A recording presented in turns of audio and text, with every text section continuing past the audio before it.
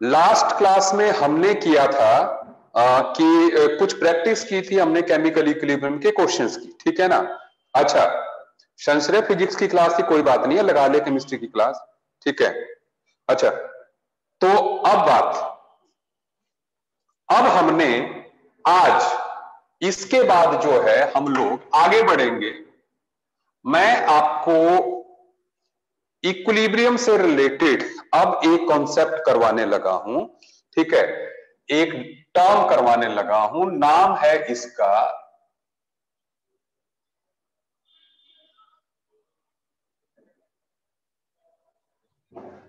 Reaction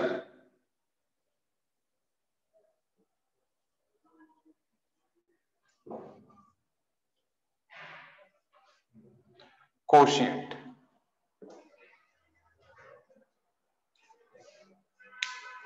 ठीक है, now what this term reaction quotient is.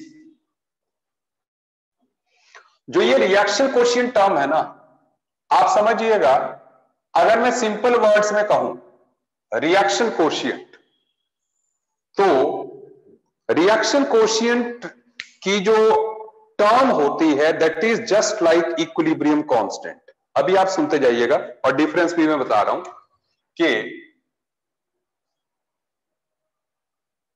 For a reaction, कोई reaction ले लेते हैं, अगेन वही,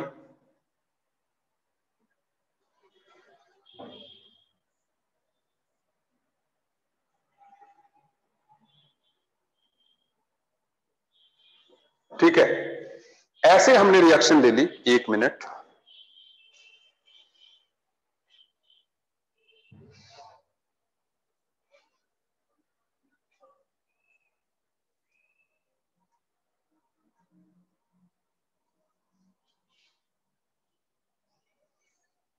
आई जस्ट वांट ज्यादा बोर्ड की स्पेस, इसलिए जो है, क्योंकि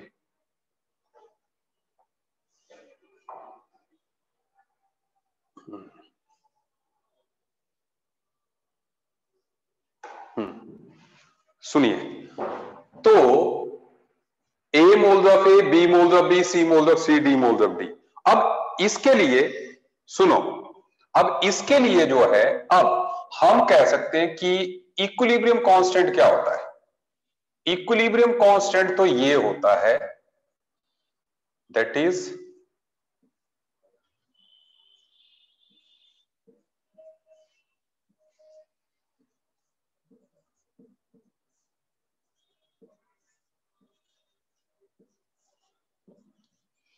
ये इक्विलिब्रियम कांस्टेंट हो गया, ठीक है। अब ऐसे में अगर इक्विलिब्रियम कांस्टेंट जो है ये हो गया, तो इक्विलिब्रियम कांस्टेंट में हमने ये कहा था कि जो A, B, C and D हैं, they are concentrations at equilibrium।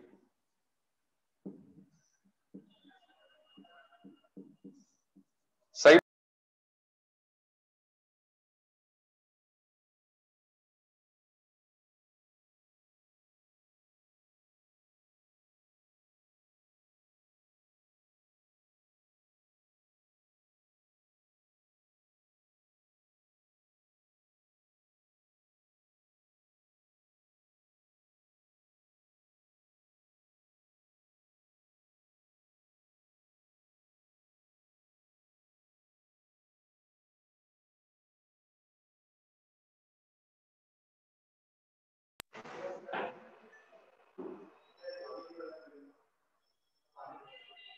नहीं, I am sorry for this, ठीक है ना, जस्ट एक कॉल आ गई थी, इसलिए सुनिए, ये कंसंट्रेशंस एट इक्विलिब्रियम है।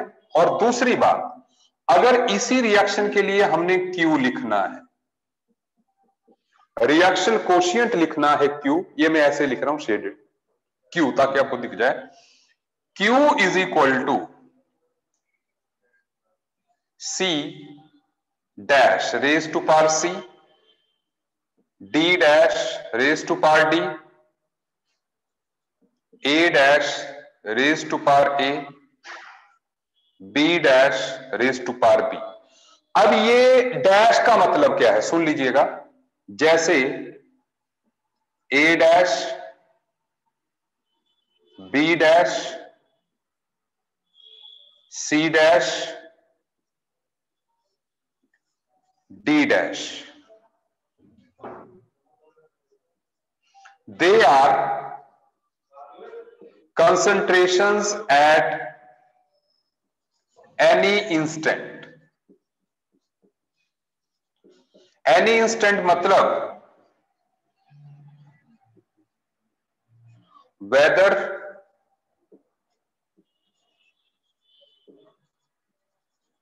इक्विलिब्रियम इज अटेन्ड और नॉट। ठीक है, चाहे इक्विलिब्रियम अटेन हुआ हो चाहे नहीं हुआ। ठीक है, अब इसका मतलब क्या है कि इक्विलिब्रियम अटेन हुआ हो कि नहीं हुआ हो। भाई कोई भी रिएक्शन जैसे होने लगती है, जैसे हमने लिखा था, मैं समझाने की ट्राई करता हूं, आप देखिएगा। जैसे T इज इक्वल टू 0 पे हमने कहा इसके कुछ A मोल्स हैं, इसके भी A मोल्स हैं, फिर इसमें से कुछ कम होंगे, फिर ये बनेगा। सही बात है भाई। जैसे इक्विलिब्रियम पे फिर हमने कहा था कि इक्विलिब्रियम पे क्या होगा जी, ये A माइनस एक्स हो जाएगा, ये A माइनस एक्स हो जाएगा, ये एक्स हो जाएगा, ये एक्स हो जाएगा। Is it okay? ऐसे ही बोला था ना। लेकिन सुन लीजिए, जैसे मान लो A में से x कम हुए, लेकिन सपोज हमने 1 मोल लिया था, A की वैल्यू 1 मोल है, उसमें से x की वैल्यू 0.5 है, कि मतलब जब 0.5 मोल्स जो है कम होते हैं तो इक्विलिब्रियम आ जाता है ना। लेकिन बात यह है कि 1 मोल में से मान लो 0.1 मोल ही कम हुआ, कोई टाइम तो ऐसा धीरे धीरे कम होगा ना। 1 मोल लिया है, पहले 0.9 होगा, फिर 0.8, 0.7, 0.5, 6.5, मान लो 0.5 पे इक्विलिब्रियम आता है। लेकिन अगर हम ये सारी एक्सप्रेशन जो है 0.1 मोल के रिएक्ट करने पर ही बना दें कि भाई इसका 0.1 रिएक्ट किया, इसका 0.1 किया, इसका 0.1 बना, इसका 0.1 बना, तो वो इक्विलिब्रियम कांस्टेंट नहीं कहलाएगी वो टर्म, क्योंकि अभी इक्विलिब्रियम आया नहीं और हमने एक्सप्रेशन लिख दी। ये कंसंट्रेशंस हमने किसी मिड स्टेज पे ही लिख दी। तो जब हम ऐसा करते हैं तो उसको रिएक्शन कोशिएंट बोलते हैं। मतलब वेदर इक्विलिब्रियम इज अटेन्ड और नॉट, इक्विलिब्रियम आया हो चाहे नहीं आया हो, किसी भी मिड स्टेज पे अगर जो है हम इक्विलिब्रियम की एक्सप्रेशन को लिख के लेकिन कंसंट्रेशंस जो है किसी मिड स्टेज की ही डाल देते हैं, तो जो एक्सप्रेशन कहलाती है वो रिएक्शन कोशिएंट कहलाती है। Is it okay? दोनों में डिफरेंस समझ में आ गया आपको? ये एग्जैक्टली एट इक्विलिब्रियम में लैगिंग है। 1 मिनट मैम, ये दरवाजा खोल दीजिए। तो it is exactly at equilibrium and these are at mid stages, may or may not be at equilibrium। सही है बात? अच्छा सुनिए, अब इसका फायदा क्या है? What is the benefit of reaction quotient? सुनते जाइएगा। देखो,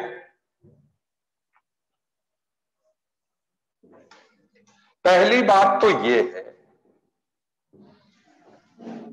कि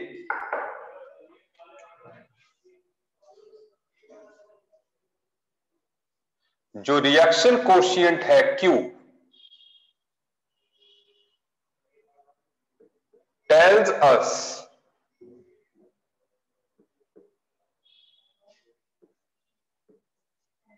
direction of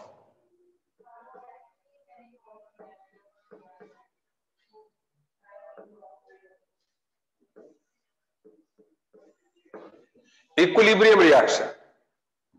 Q tells us direction of equilibrium reaction।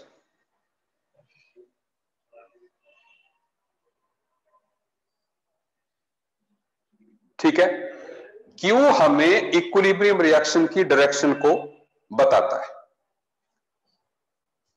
Next thing, कैसे बताता है अभी मैं बताने जा रहा हूं, लेकिन दूसरी बात,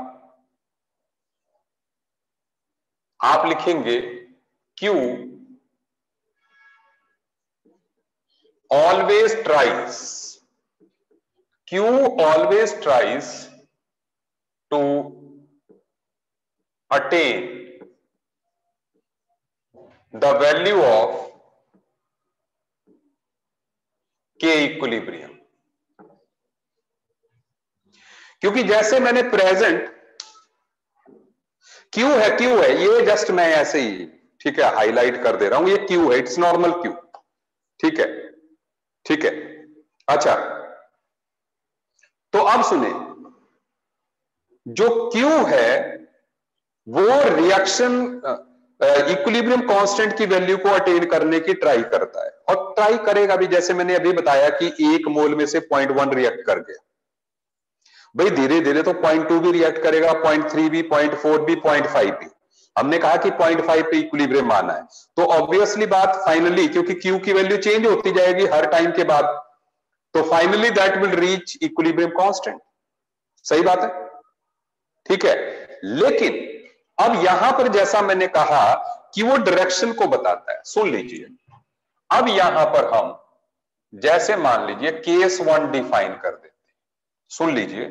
जैसे केस 1 है, जब हमारे पास Q इज, अब मैं ऐसे लिख दे रहा हूं Q is less than K equilibrium, तो Q छोटी वैल्यू है और इक्विलिब्रियम कांस्टेंट जो है बड़ी वैल्यू, ये Q, ये K इक्विलिब्रियम। तो अभी क्या है, क्योंकि Q छोटा है, तो Q छोटा है तो Q बड़ा होना चाहेगा, क्योंकि हमने अभी लिखा कि Q always tries to attain the value of equilibrium constant. जब ऐसा होगा तो Q की वैल्यू बढ़ेगी।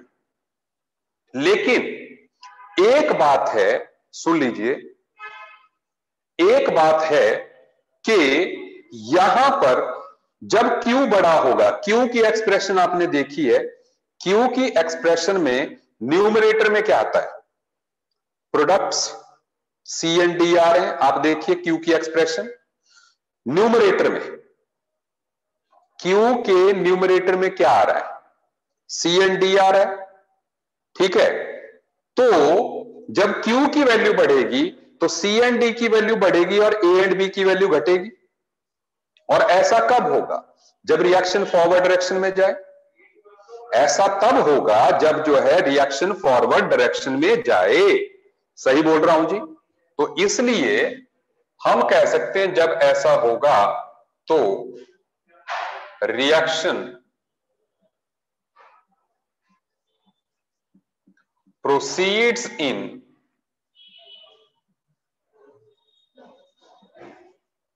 फॉरवर्ड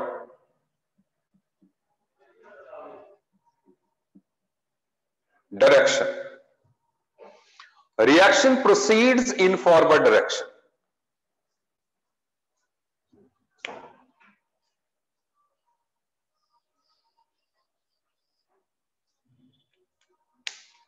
ठीक है,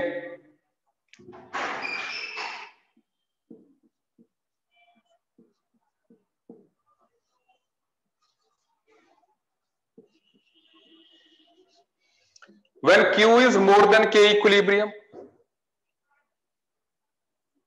जब Q जो है इक्विलिब्रियम कांस्टेंट से बड़ा हो जाएगा तो क्या होगा, तो ऑब्वियस ही बात है अब Q को छोटा होना पड़ेगा। मान लीजिए ये K इक्विलिब्रियम है और हमारा Q जो है बड़ा हो गया, तो जब ऐसा होगा Q जो है छोटा होने लगेगा, तो छोटा क्या होगा, जो बैकवर्ड डायरेक्शन में, बिल्कुल सही आकाशित ने कहा कि अब न्यूमरेटर्स छोटे हो जाएंगे और डिनोमिनेटर्स बड़े हो जाएंगे। डिनोमिनेटर में कौन है, रिएक्टेंट है, बिल्कुल सही बात है। C एंड D की वैल्यू कम होगी, तो सही बात कि अब दूसरे केस में क्या होगा,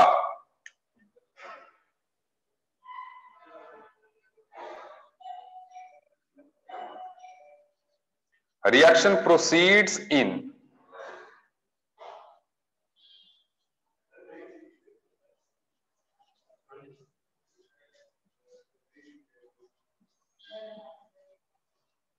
बैकवर्ड डायरेक्शन। रिएक्शन जो है बैकवर्ड डायरेक्शन में प्रोसीड होगी। ठीक है। एंड थर्ड थिंग,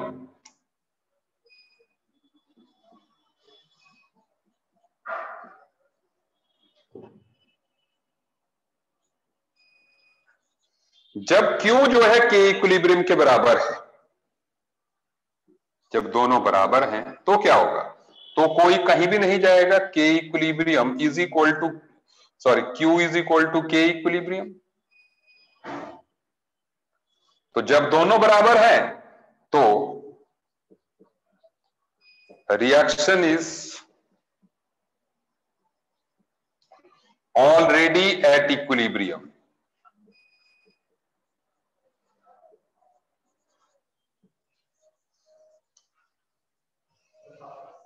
रिएक्शन जो है ऑलरेडी इक्विलिब्रियम पे है, उसको कहीं नेट फॉरवर्ड या बैकवर्ड जाने की जरूरत नहीं। ये तीन बातें, क्या आपको मेरी बात समझ में आ रही है? ठीक है, तो इससे हमें डायरेक्शन का पता चल जाता है रिएक्शन कोएफिशिएंट से। आप नोट कर लें, हम आगे बढ़ रहे हैं। ठीक है, हमने कैरेक्टरिस्टिक्स ऑफ इक्विलिब्रियम कांस्टेंट जो है कर लिए थे, सही है बात ना?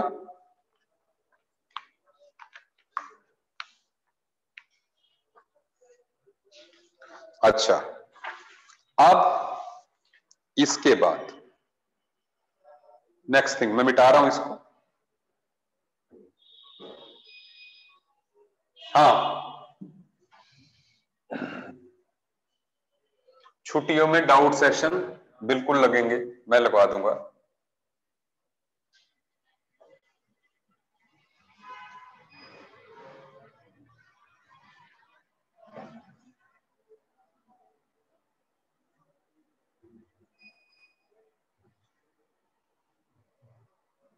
अब सुनिए नेक्स्ट थिंग, अब what is there, that is, अब हम इक्विलिब्रियम को दो टाइप्स में डिवाइड कर रहे हैं, टाइप्स ऑफ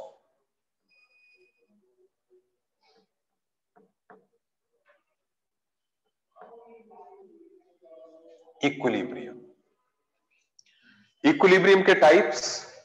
और सबसे पहले जो टाइप है that is called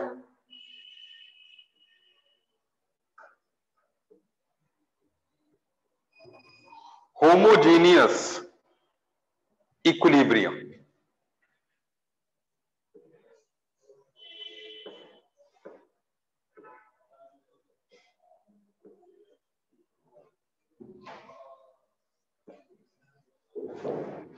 homogeneous equilibrium तब होता है when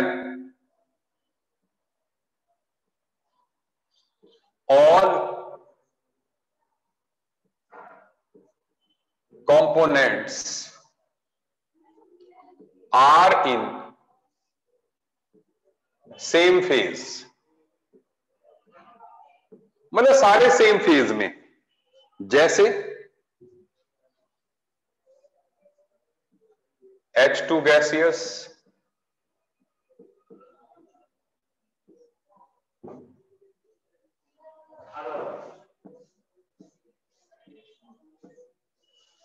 to H I gaseous.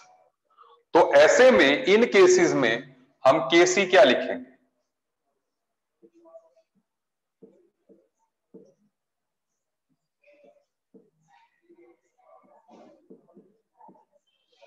and how we will write Kp?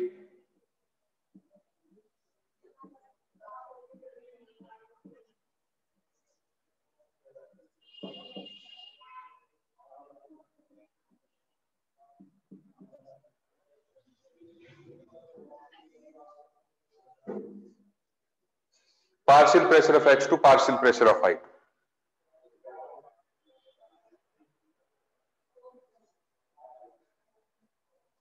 Static dynamic नहीं, अब स्टैटिक डायनेमिक नहीं, अब होमोजीनियस और हेट्रोजीनियस दो टाइप्स। ठीक है, ये क्लासिफिकेशन और तरीके से। तो ये आ गया आपके पास ठीक है, एक बात। और इसमें Kp will be equal to Kc। क्यों? क्योंकि जो डेल्टा Ng है वो 0 है।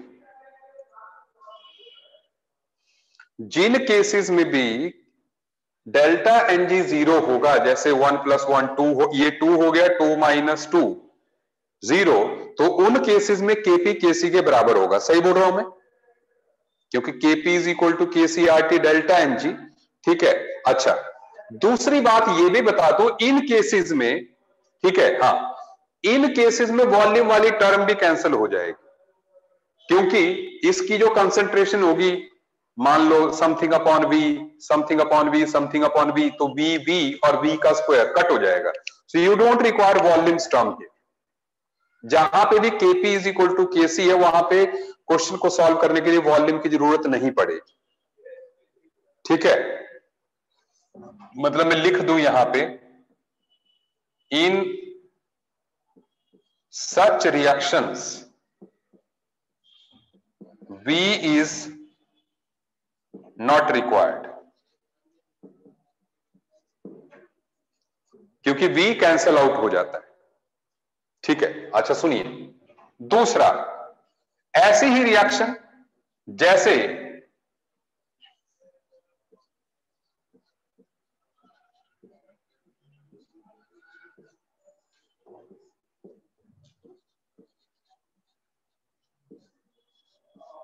ये है, तो इस केस में Kc क्या होगा?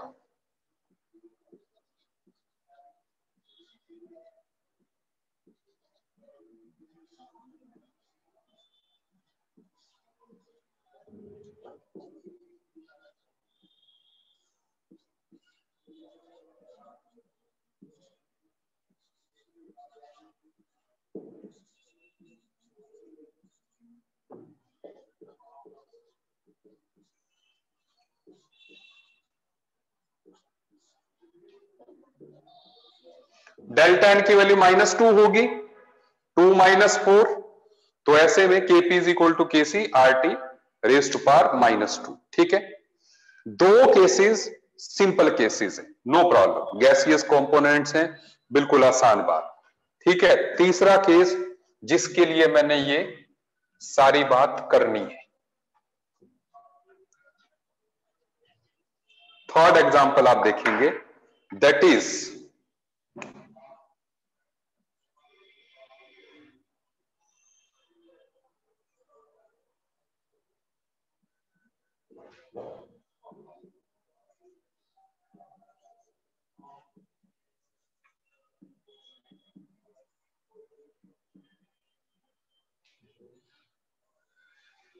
जस्ट मैं 1 मिनट का पॉज ले रहा हूं, मुझे एक कॉल करनी है।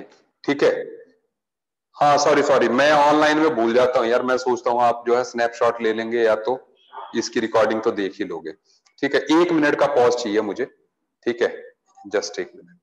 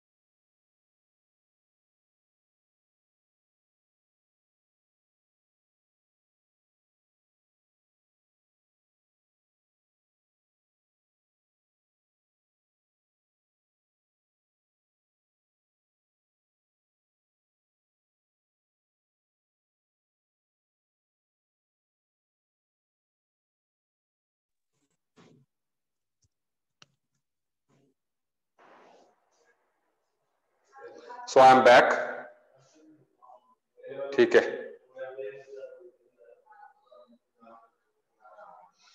संश्रय जी अगर इक्वल नहीं है तो हमें वॉल्यूम को कंसीडर करना पड़ेगा भाई, जितने भी मोल्स होंगे divided by the volume of container, है ना, तब करना पड़ेगा। ये तो मैंने आपको तब स्पेशल सिचुएशन कराई जब जो है अगर मान लीजिए इक्वल हो जाए। और कई बार पता क्या है, हम सुनिए, लास्ट एग्जांपल में, बिल्कुल लास्ट एग्जांपल में आपको वॉल्यूम लेने पड़ेंगे, यू रिक्वायर वॉल्यूम। सुन लीजिए अब ये case, special case, homogeneous liquid equilibrium. मैं इसका एक एग्जांपल ले रहा हूं, that is acetic acid plus C2H5OH, ethanol मिलके क्या बनाते हैं, एस्टर।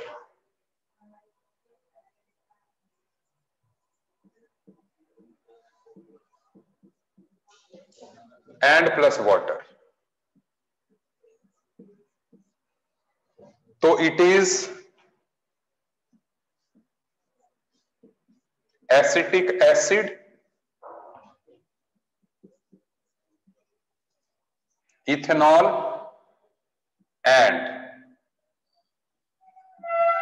इसको बोलते हैं हम इथाइल एसीटेट, जो कि एक एस्टर है। ठीक है, तो ये एस्टरिफिकेशन रिएक्शन हो गई।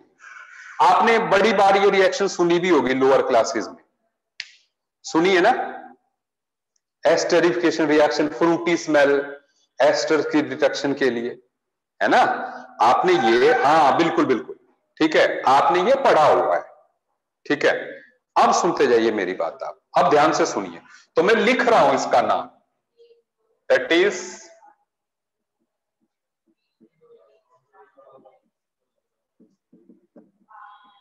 एस्टरिफिकेशन। क्योंकि आगे ऑर्गेनिक में चल के हमें इस रिएक्शन की जरूरत पड़ेगी, तो मैं आपको रिमाइंडर दे दूंगा कि हमने जो है ये रिएक्शन ऑलरेडी भी की हुई है। सुनते जाइए बात। तो इस केस में खास बात क्या है, खास बात क्या है, और आप इसको ऐसे याद रखें कि जब सारे कंपोनेंट्स लिक्विड हो, ठीक है, तो ऐसे में you will take the concentration of all, मतलब इसका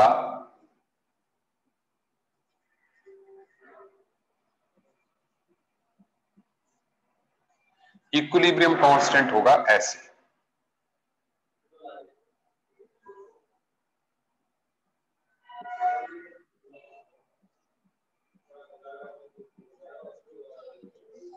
सही बात है, इसका जो इक्विलिब्रियम कांस्टेंट होगा वो इस तरह से होगा, नो प्रॉब्लम विद दैट। ठीक है, अच्छा, अब सुने आप, सबको समझ में आ गई बात। अब मैं आपको एक क्वेश्चन दे रहा हूं इसका करने के लिए, आप ध्यान दीजिएगा, क्वेश्चन पे ध्यान दीजिएगा आप।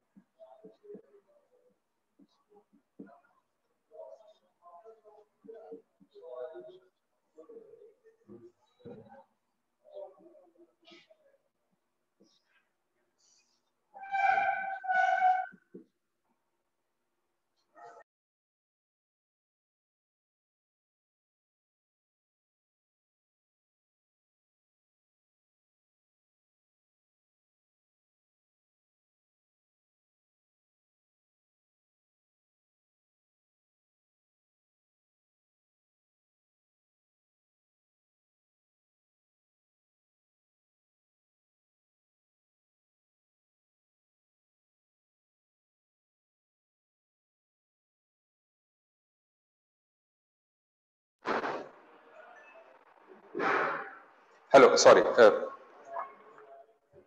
अच्छा, तो in an experiment starting with 1 mole of ethanol and,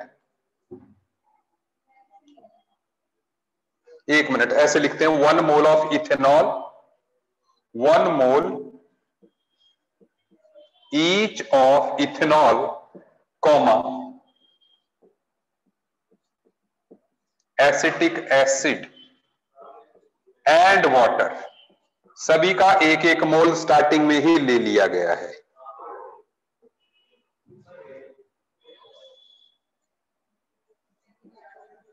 the equilibrium mixture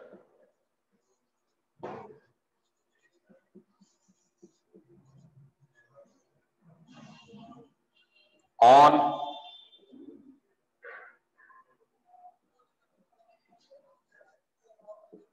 analysis shows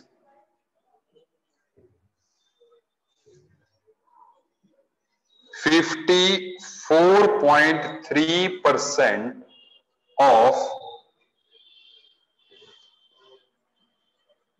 the acid is esterified,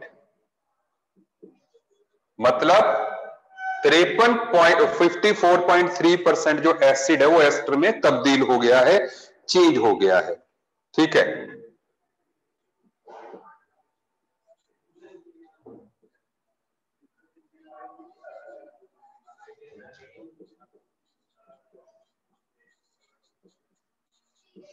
find के इक्विलिब्रियम ऑफ दिस रिएक्शन, आपको इस रिएक्शन का इक्विलिब्रियम कांस्टेंट निकालना है। क्या आपको मेरी बात समझ में आ गई? क्वेश्चन समझ में आ गया? ठीक है, चलिए करने लगिए, सब कुछ आपके सामने। हाँ बिल्कुल टाइम दे रहा हूं मैं, I am giving you 4 minutes. कितने याद रखो, कितने मिनट है भाई? डन।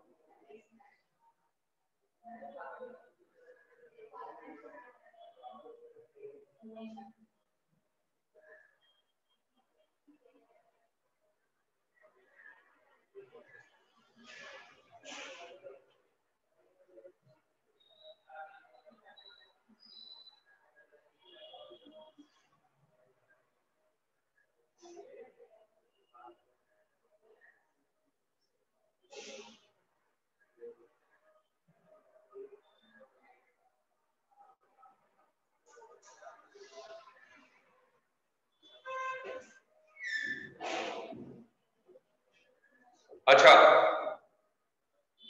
मैंने आपको कितना टाइम दिया था?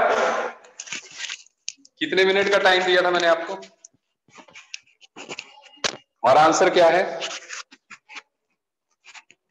हाँ, सेम एज टाइम गिवन है ना, तो आंसर इज 4। ठीक है, अच्छा, सबको समझ में आ गया?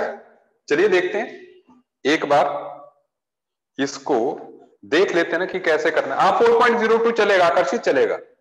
ठीक है, देखो यहां पर क्या है कि जो हमने ये क्वेश्चन आपको दिया उसमें से 54.3%, मतलब इनिशियली ये 1 मोल था, ये 1 था, लेकिन इसका 0.543 जो है रिएक्ट कर गया 0.543, तो इसका 0.543 जो है बन गया होगा। तो बस ये आ गया 0.543 और ये आ जाएगा 0.457 0.457 काट के इट विल बी कमिंग, अच्छा सॉरी सॉरी सॉरी, यहां पर 1 प्लस आ जाएगा, है ना, ये इनिशियली 1 था, वाटर वॉज इनिशियली 1, है ना, तो like this you will get answer as 4। सबको मेरी बात समझ में आ गई? ठीक है,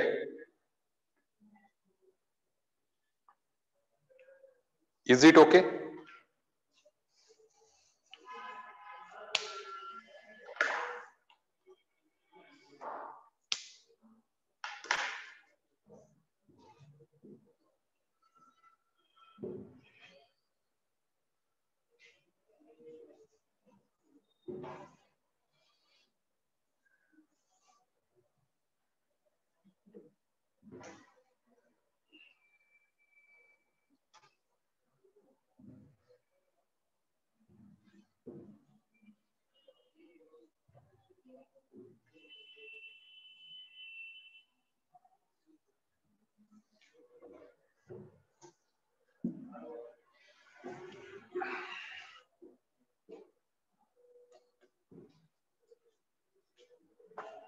अच्छा, अब इसके बाद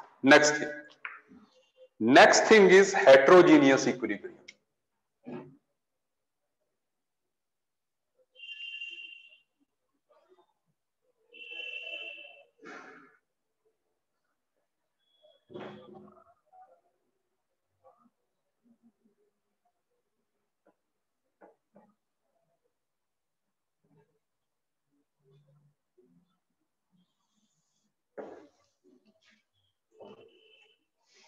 हेट्रोजीनियस इक्विलिब्रियम जो है,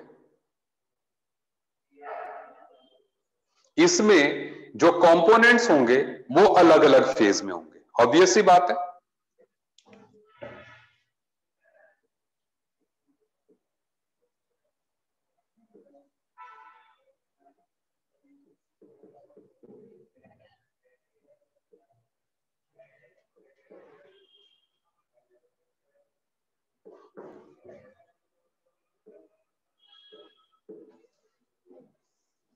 reaction components have different phase, मतलब मोर देन वन फेज में होते हैं।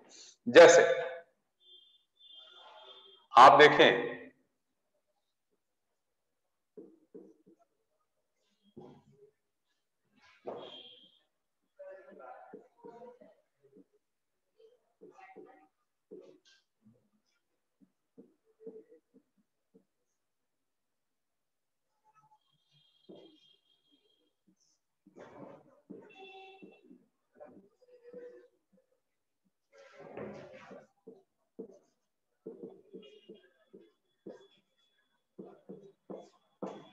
सही बात है, होगा ये कि नहीं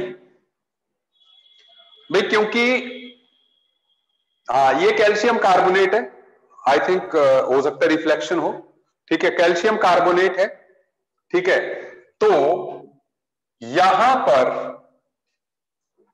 ये गैस है, ये सॉलिड है इसलिए जो है हम, क्योंकि हम सिर्फ गैसियस फेज को ही लेंगे, ठीक है। ऐसे ही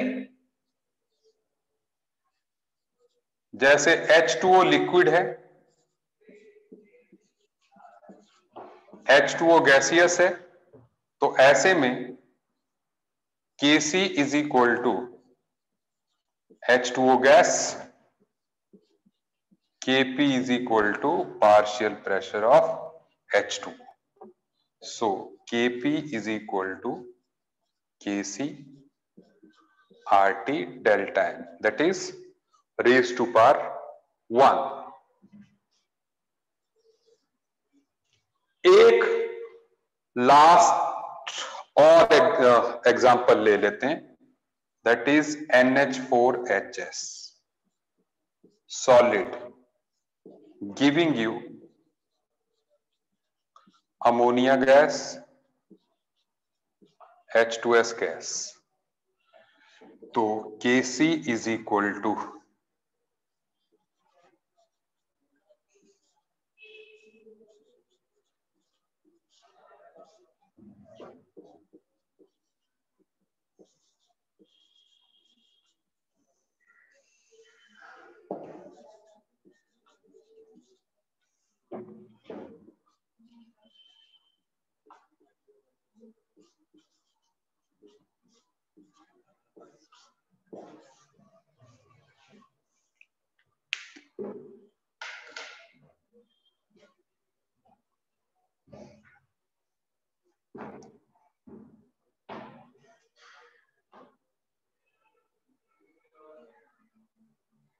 ठीक है,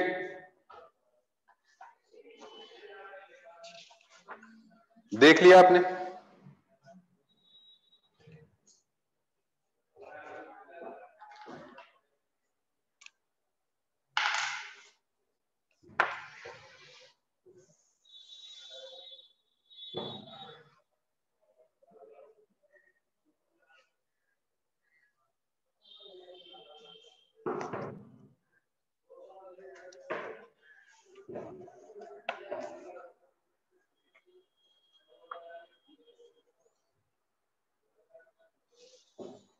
आप एक मिनट, मैं एक, चलिए जैसा है वैसे ही लिख लेते हैं।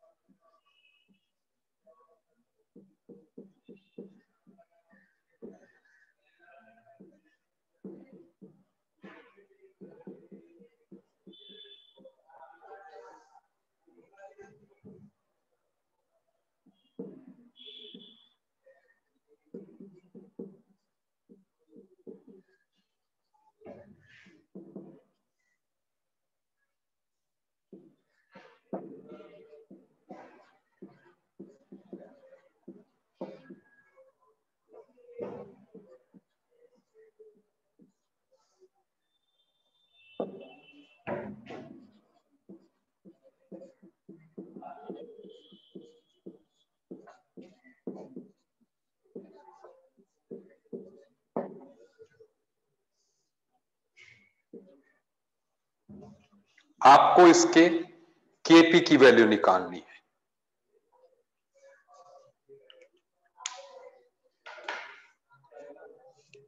KP, Kp, you have to find Kp. ठीक है, 3 मिनट दे रहा हूं।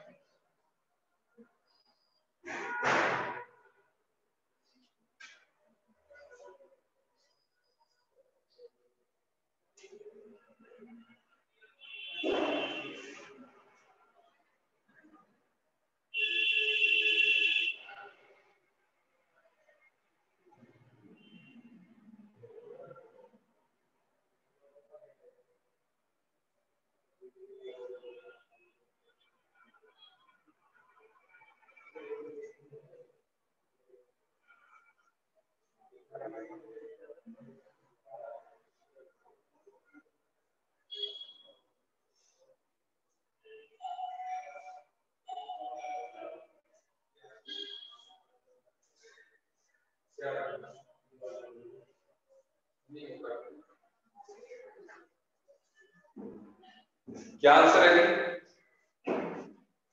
बिल्कुल सही बात है। 3 मिनट दिए, देखो 3 से आंसर स्टार्ट हो रहा है। 0.3136 इज द राइट आंसर, है ना?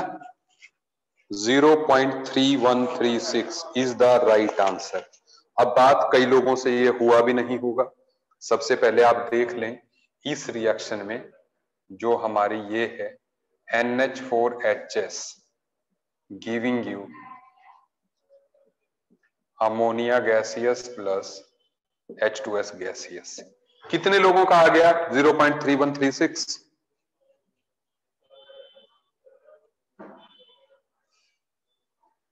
रुद्र, आकर्षित, प्रियांशु, ठीक है 3 लोगों का आया है। ओके कोई बात नहीं। अब रचित देखो यहां पे, तो हम क्या करेंगे सबसे पहले कि इसका अमाउंट कुछ भी हो, देखो आप ये तो सॉलिड ही है ना, मान लो इसका प्रेशर कुछ भी हो, जैसे ए है इसका प्रेशर, तो ए में से कुछ पी प्रेशर कम होगा या पी डैश मान लीजिए, इसका पी डैश बनेगा, इसका पी डैश बनेगा। जैसे हम मोल्स का रिलेशन लगाते हैं वैसे हम पी का भी लगा सकते हैं।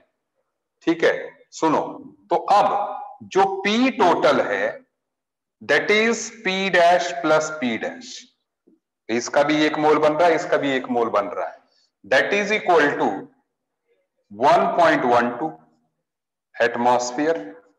सो पी डैश क्या हो गया 1.12 का हाफ, सो 0.56। और जो केपी होगा वो क्या होता है, that is partial pressure of ammonia into partial pressure of H2S, so that is 0.56 into 0.56। सही बात है, सही बात है कि नहीं, आगे आंसर कि नहीं?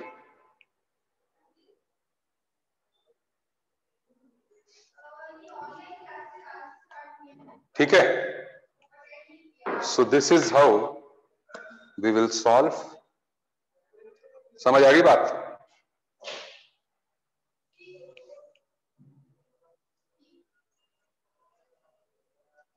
ओके, अच्छा, सो आज के लिए इतना ही करेंगे हम। ठीक है, अभी आपकी 12 o'clock जो है फिजिक्स की क्लास स्टार्ट हो जाएगी, वो आपको इंफॉर्मेशन मिल जाएगी अभी। ठीक है, तो अब मिलेंगे हम दिवाली के बाद। संशय डेज मत बनाओ कि कितनी डीपीपीस करनी है, मुझे दिवाली के बाद जो है ये सारे टॉपिक्स कंप्लीट चाहिए।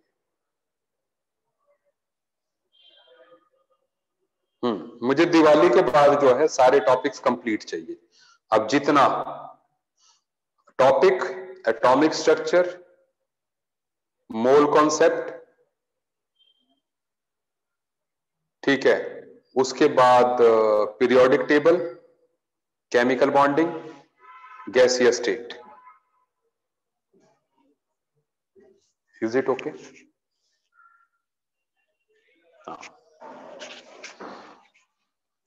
क्योंकि हम ऑनलाइन आपके साथ टच में रहेंगे, ग्रुप में आपको इंफॉर्मेशन होगी। वैसे तो इंस्टीट्यूट में तो छुट्टियां जो है, क्योंकि हमारा टीचिंग स्टाफ बाहर से है, ठीक है, उनकी छुट्टियां इंस्टीट्यूट में तो ज्यादा है, 12 to 19 तक है, लेकिन हम 17 से आपकी ऑनलाइन क्लासेस लेने लग जाऊंगा। हो सकता है मैं हिमाचल से ही स्टार्ट कर दूं, ठीक है ना? तो इसलिए आप जो है कल से लेके 16 तक मान के चलिए कि आपकी छुट्टी है। Is it okay? 17 से मैं क्लास ले लूंगा मॉर्निंग। Is it okay? ठीक है, चलिए मिलते हैं। Okay, happy Diwali to all. Diwali के बाद मिलेंगे, ठीक है? हाँ बिल्कुल online. Okay, thank you, thank you, thank you.